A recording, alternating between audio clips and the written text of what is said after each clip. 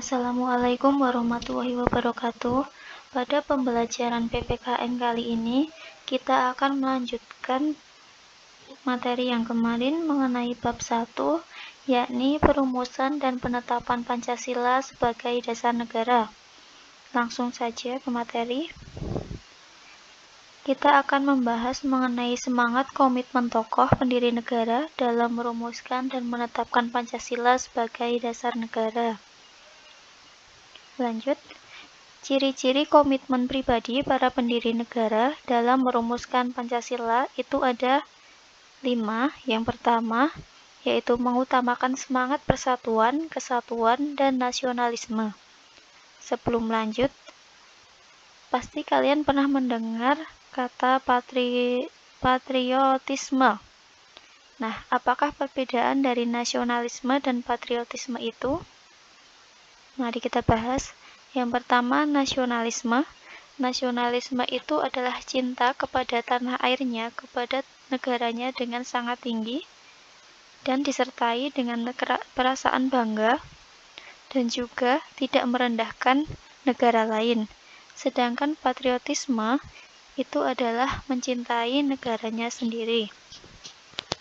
Lanjut ke materi. Mengutamakan semangat persatuan, kesatuan, dan nasionalisme. Nah, pendiri negara mewujudkan semangat tersebut dalam bentuk mencintai tanah air dan didahulukan kepentingan bangsa dan negara di atas kepentingan pribadi dan golongan. Kalian pasti tahu bahwa bangsa Indonesia itu dijajah oleh Belanda dan Jepang. Belanda itu menjajah bangsa Indonesia selama 3,5 abad, yaitu 350 tahun.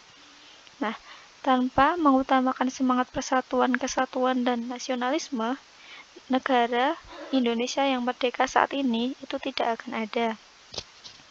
Nah, oleh sebab itu, maka para pendiri negara itu mengutamakan semangat persatuan, kesatuan, dan nasionalismenya untuk memerdekakan bangsa Indonesia. Yang kedua, adanya rasa memiliki terhadap bangsa Indonesia. Nah, hal itu diwujudkan dalam sila-sila Pancasila. Sila Pancasila itu kan digali dari budaya dan kebiasaan bangsa Indonesia sendiri. Pancasila itu bukan berasal dari negara lain, sehingga itu merupakan wujud para pendiri negara memiliki bangsanya sendiri dengan menciptakan sila-sila Pancasila yang berasal dari kebiasaan negaranya. Yang ketiga, selalu bersemangat dan berjuang. Nah, perjuangan untuk mencapai kemerdekaan itu tidak mudah. Sebagai contoh, yaitu pada Dr. Andes Muhammad Hatta dan Insinyur Soekarno itu sudah berulang kali masuk penjara dan dijebloskan oleh Belanda pada masa itu. Hal tersebut terjadi karena pada saat itu beliau dianggap dapat membahayakan kolonialisme dan juga dapat mempengaruhi rakyat sehingga menginginkan kebebasan. Yang keempat, mendukung dan berupaya secara aktif dalam mencapai cita-cita bangsa. Nah, perjuangan-perjuangan yang dilakukan oleh para pendiri negara itu dilakukan secara aktif, bukan pasif. Hal tersebut dibuktikan dengan adanya berbagai bentuk seperti Sumpah Pemuda dan lain-lain. Itu merupakan bentuk keaktifan dari para pendiri negara untuk mewujudkan keinginannya. Yang terakhir yaitu melakukan pengorbanan pribadi. Nah, para pendiri negara itu mengutamakan kepentingan negara di atas kepentingan pribadi. Mereka mau mengorbankan harta, benda, bahkan nyawanya untuk bangsa Indonesia agar bangsa Indonesia menjadi bangsa yang merdeka. Nah, dari sebab itulah kita sebagai bangsa Indonesia yang sudah merdeka harus mengisi kemerdekaan dengan sebaik-baiknya. Kita harus melaksanakan peraturan-peraturan yang berlaku, harus selalu menaati peraturan pemerintah. Untuk yang selanjutnya, yakni semangat konsensus tokoh pendiri bangsa. Yang pertama, kemajemukan bangsa dan semangat komitmen. Nah, kemajemukan bangsa itu dapat dilihat dari beragamnya penduduk bangsa Indonesia yang terdiri dari berbagai macam suku, bangsa, ras, agama, maupun bahasa. Nah, dalam setiap kemajemukan itu pastilah terdapat sebuah perbedaan kepentingan. Nah, biasanya perbedaan kepentingan itu akan menyebabkan sebuah konflik. Maka untuk menyatukan kepentingan-kepentingan tersebut bukan merupakan hal yang mudah bagi para pendiri bangsa. Akan tetapi, dengan niat yang luhur dan mengesampingkan segala bentuk perbedaan, akhirnya pada tanggal 18 Agustus 1945, PPKI yang merupakan wakil-wakil bangsa Indonesia berhasil mengesahkan Pancasila sebagai dasar negara dan Undang-Undang NRI tahun 1945 sebagai konstitusi negara. Nah, hal tersebut membuktikan bahwa multikulturalisme Indonesia itu tidak boleh dijadikan sebagai penghalang demi kesatuan, melainkan digunakan sebagai kekayaan budaya bangsa Indonesia. Yang selanjutnya yakni substansi Pancasila. Nah, Pancasila itu digali dari kaidah-kaidah, dari norma-norma, dari kebiasaan yang dilaksanakan bangsa Indonesia sejak dulu. Nah, nilai-nilai yang terkandung tersebut mencerminkan karakter dan jati diri bangsa Indonesia yang berbeda dengan bangsa lain. Nah, sebagai ideologi nasional, nilai-nilai dasar Pancasila itu menjadi cita-cita masyarakat Indonesia, sekaligus menunjukkan karakter dan jati diri bangsa. Nah, jati diri bangsa Indonesia itu diterima sebagai bangsa yang religius. Religius itu terdapat dalam sila pertama Pancasila, bersatu, berdemokratis, adil, beradab, dan manusiawi. Nah, wujud dari jati diri bangsa ini ditunjukkan melalui konsensus dalam mencapai political contract untuk merumuskan dasar negara dengan semangat dan komitmen kemanusiaan, keadilan, kerakyatan, dan ketuhanan dalam menyelesaikan masalah kebangsaan. Yang selanjutnya yakni semangat kebangsaan. Nah, menurut Muhammad Hatta, bangsa itu ditentukan oleh sebuah keinsyafan sebagai suatu persekutuan yang tersusun jadi satu, yaitu keinsyafan yang terbit karena percaya atas persamaan nasib dan tujuan. Keinsyafan yang bertambah besar oleh karena sama atas persamaan nasib dan tujuan. Keinsyafan yang bertambah besar oleh karena sama seperuntungan, malang yang sama diderita, mujur yang sama didapat, oleh karena jasa bersama, kesengsaraan bersama, pendeknya karena peringatan kepada riwayat bersama yang tertanam dalam hati dan otak. Jadi, menurut Muhammad Hatta, bahwa bangsa itu bukan hanya karena kesamaan asal, persamaan bahasa, maupun persamaan agama, melainkan yang terpenting terbentuknya sebuah bangsa ialah persamaan tujuan. Nah, tanpa adanya tujuan yang sama, maka itu tidak bisa disebut sebagai bangsa, seperti halnya pada bangsa Indonesia. Jika dahulu, pada saat masih dalam masa penjajahan, bangsa Indonesia tidak bersatu, tidak memiliki semangat kebangsaan untuk bersatu dan memerdekakan Indonesia, maka kemerdekaan saat ini tidak akan diperoleh. Nah, karakter pemimpin pendiri bangsa itu mampu menggali nilai-nilai luhur yang mampu memberikan identitas dan martabat sebagai negara yang beradab. Pemahaman itu menghasilkan semangat juang sehingga membebaskan bangsa dari belenggu penjajahan. Selanjutnya, landasan ketuhanan. Nah, landasan ketuhanan ini bisa kita lihat dalam sila pertama Pancasila yang berbunyi ketuhanan yang Maha Esa dan juga dalam pembukaan Undang-Undang Dasar Negara Republik Indonesia tahun 1945 yang berbunyi dengan rahmat Tuhan yang Maha Esa.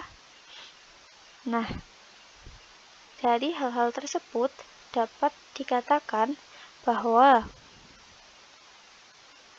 sejak awal para pendiri negara itu sudah menyadari betapa ajaran agama ini menjadi dasar negara yang pokok. Nah, sebagai tambahan untuk landasan ketuhanan itu sudah ada di UUD 1945 pasal 29 yang berbunyi 1. Negara berdasarkan atas ketuhanan yang Maha Esa. Yang kedua, negara menjamin kemerdekaan tiap-tiap penduduk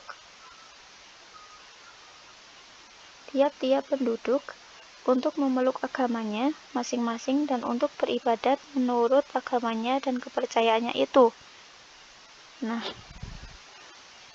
hal itu berarti bahwa negara Indonesia adalah negara yang berketuhanan yang Maha Esa, di mana rakyat diberikan kebebasan dalam memeluk agama dan pemerintah melindungi kebebasan-kebebasan tersebut. Yang selanjutnya mengenai komitmen asas kemanusiaan.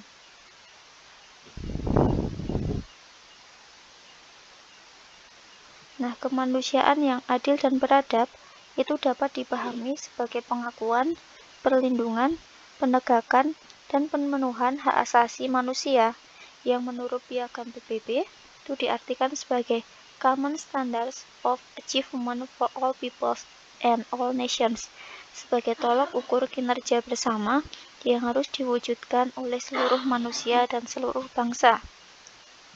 Jadi, sila kemanusiaan yang adil dan beradab itu tidak hanya ditujukan bagi bangsa Indonesia, tetapi juga untuk seluruh negara-negara di dunia. Nah, sebagai konsekuensi adanya sila tersebut, maka seluruh rakyat serta seluruh penyelenggara negara harus memahami secara utuh semua instrumen hukum internasional serta instrumen nasional HAM. Selain itu, juga secara aktif menindaklanjuti dalam kehidupan bernegara. Yang selanjutnya yaitu komitmen persatuan. Nah, keinginan bersatunya seluruh Nusantara itu menjadi dasar dari konsensus dalam perumusan dasar negara, di mana persatuan dan kesatuan bangsa itu lebih penting dari apapun. Nah, hal itu diwujudkan dalam slogan Bhinneka Tunggal Ika, yang artinya walau berbeda-beda namun tetap satu jua. Lanjut mengenai semangat keadilan sosial. Keadilan sosial ini terdapat dalam sila kelima Pancasila yang berbunyi keadilan sosial bagi seluruh rakyat Indonesia. Nah, apapun maknanya dalam sila tersebut, hal itu merupakan tujuan yang harus dicapai untuk mengukur keberhasilan atau kegagalan kinerja seluruh aparatur penyelenggara negara yang dipimpin oleh Presiden, baik itu sebagai kepala negara maupun sebagai kepala pemerintahan, baik di tingkat pusat maupun di tingkat daerah, baik oleh cabang legislatif, eksekutif maupun yudikatif. Nah, prinsip keadilan sosial ini didasari oleh pandangan tentang kesejahteraan sosial dan sifat kekeluargaan serta gotong royong. Yang dimaksud dengan sosial di sini ialah seluruh masyarakat Indonesia tanpa terkecuali. Yang selanjutnya ialah bangsa yang berkarakter.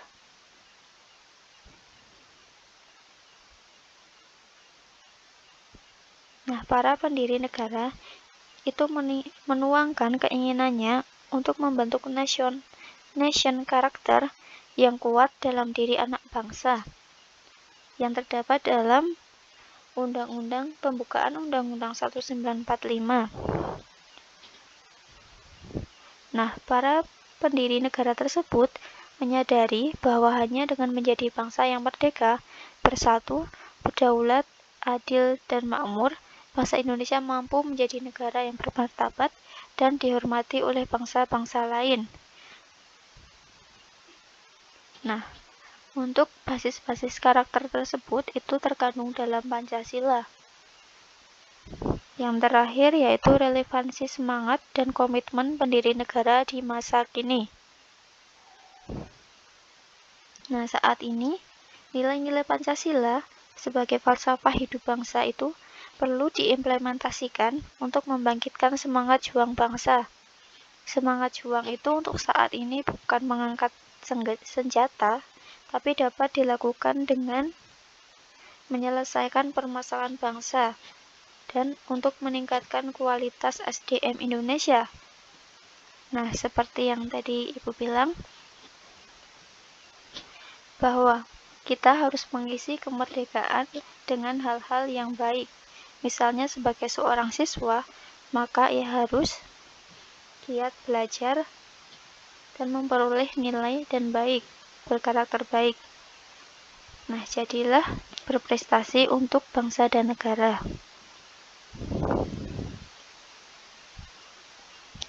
Untuk subbab yang selanjutnya yaitu mengenai meneladani semangat dan komitmen tokoh pendiri negara dalam merumuskan dan menetapkan Pancasila sebagai dasar negara. Nah, kita mulai dari membiasakan perilaku sesuai nilai-nilai Pancasila dalam lingkungan keluarga. Yang pertama, yaitu taat dan patuh kepada orang tua, mencintai dan menyayangi orang tua, menaati nasihat orang tua, membantu pekerjaan rumah, selalu bermusyawarah, dan lain-lain. Yang kedua, membiasakan perilaku sesuai nilai-nilai Pancasila dalam lingkungan sekolah. Yang pertama, menolong sesama teman, kemudian mencintai dan menyayangi sesama teman, menghormati guru, mengikuti pelajaran dengan tertib, menaati tata tertib sekolah, dan lain-lain.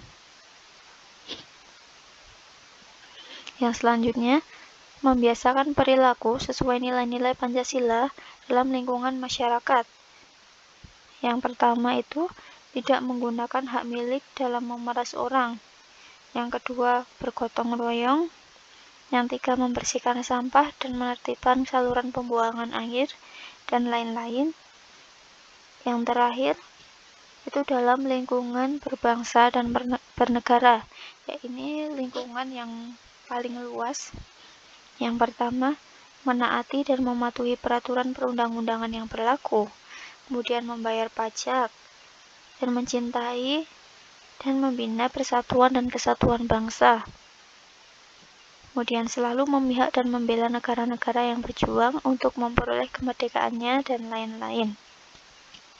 Nah, meneladani semangat dan komitmen pendiri negara itu dapat dilakukan dalam keempat lingkungan tersebut.